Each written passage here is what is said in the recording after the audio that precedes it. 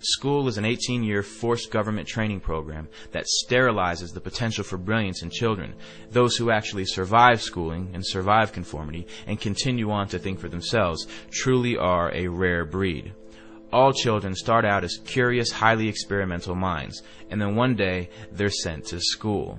Mandatory schooling has never consisted of anything but the memorization of monotonous dead facts and training children to master repetitious behavior. For the greater part of their day, everything the child says must match the interest of their school teachers. Their behavior must coincide with a set policy and a set regulation. They cannot use the bathrooms without permission. If they wish to speak, they must raise their hands. And after every hour or so, a bell rings and everyone must move to it. It couldn't be any more slave-like. And this type of training becomes a ritual for the child. It becomes the plot background for their television shows and books, or the ideology taught to them by a teacher or a parent. An entire monoculture is being developed here, stripping children of their power to cause trouble for the state at an early age, training them to be good servants of the politically correct. Their environment is much like a prison, by the population lacking any ability to check the authority of the warden. The process becomes a matter of rubber stamping. They have no control over their entire lives, which is directly related to youth violence, because the only control they have is between each other. Mandatory schooling produces children who are either terrified of the tyranny of others or have been raised to perpetually exploit the conditions of others. It's just like the prison system. Forced cohabitation. The child's presence in certain buildings and their engagement in state-regulated behavior is under penalty of imprisonment.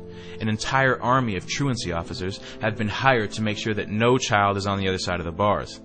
At the end of 18 years of coercive state authority, the child is released into the world. It's like the end of an 18-year prison sentence. Now that you're trained to do as you're told, now you can be free.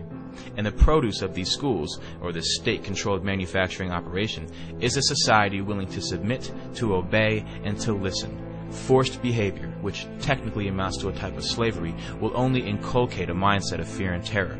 You need to be somewhere at a set time, either at the orders of an authority or a bell. Everyone in one mass shifts to another position or another place to engage in a new activity. They're trained to not only follow instruction, but they're also trained to follow a certain behavior. Rules, regulations, and laws are set for the children. They say you cannot do this to others. You can do this to others. This is acceptable. This is not acceptable. Standards of culture, morality, and behavior are imprinted into these new young minds that are in the blossoming stages of development. Their minds are being intercepted by the state and molded to conform to state standards. The first lesson they teach you is the orders of authority. The second lesson is to work with each other to achieve the desired ends of those in control. If a group of children are taught to engage in the same behavior regardless of what they want to do, then they will never fight back as adults. And this is your group of tenants who will live in roaches and never call the health inspector. This is your group of citizens who is easily terrified by police officers into voluntarily giving up their rights. This is your group of workers who surrender their lives to the corporation who tells them how to dress, how to speak, what time to wake up, which means they essentially tell you what time to go to sleep if they tell you what time to wake up. This is nothing new. These are the fruits of mandatory schooling. If we look into the roots of 19th century industrialism, the Civil War demonstrated to industrialists and financiers how a standardized population trained to follow orders without significant thought could be made to function as a money tree. It's no surprise that global power and corporate wealth is based on a third-rate educational system that works against developing individuals of true character and true intellect. Because the mindless bureaucrat or the thoughtless worker who will follow a system without question is the pattern that our system depends on. And this is what school produces. The system is not designed to educate the public, which is why federal and state bureaucracies call the shots, not the parents, not the local school boards. Every law is harshly enforced with maximum punishments. The tone of a principal is much like the tone of a warden, with no check on his authority.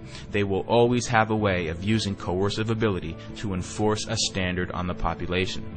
Strict punishment awaits any kid who disobeys this ruling force, and there is no doubt that an active student body reflects positively on school administrators. It's like factory floor men. They're fulfilling their quotas to the inspecting superintendent of the local school district.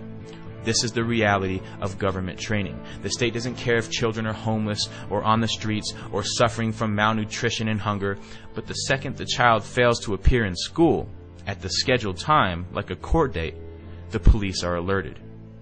Until we abolish mandatory schooling, your child will be brought up as a slave so that he can accept becoming a slave later in life in adulthood.